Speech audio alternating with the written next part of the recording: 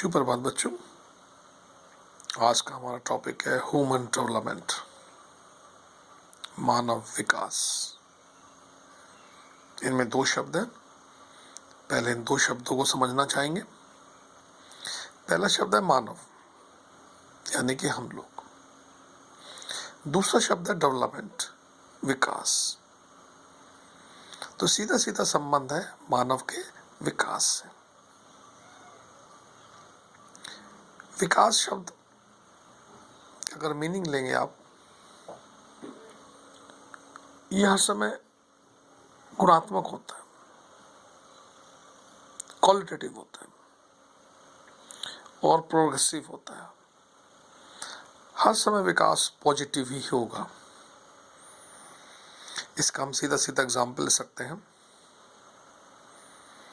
अपने मानव के डिफरेंट चरण जो हमारा है विकास के। जैसे पहले मनुष्य किस रूप में था, किन चीज़ों को उपयोग करता था, जंगलों में रहता था, आदि मानव था। धीरे धीरे बस्ती के ग्रुप में रहना शुरू किया, खेती करी, इंडस्ट्रीज लाया, मशीनें लाई और धीरे धीरे इतनी डेवलप कर लिया, अपने आप को इतना विकसित कर लिया जो हम आज की स्थिति में बैठे हैं। तो ये मानव का विकास हुआ। पहले वो कैसा था, जंगलों में रहता था, और धीरे धीरे अब हम कहाँ अच्छे नगर में, अच्छे गांव में, अच्छे शहरों में रहते हैं। ये मानव विकास है। दूसरी बात हमने इसमें बताई, यह समय पॉजिटिव होगा। आज से पहले जो हमारी स्थिति थी, कल हम उससे बेहतर ही होंगे। हमारी इनकम बढ़ेगी, हमें सुविधाएं मिलेंगी ही। यही विकास है। इस शब्द को सबसे पहले सर्वप्रथम डॉक्टर महबूब उल हक ने अपने विचारों में व्यक्त किया था 1980s के लास्ट में या 90 के शुरू में। उन्होंने कहा था, enlarges people's choice and improves their life. दो शब्द कहे थे कि जो बढ़ती हुई जनसंख्या है उसके विकल्प में वृद्धि होनी चाहिए, उसके पास चॉइस होनी चाहिए।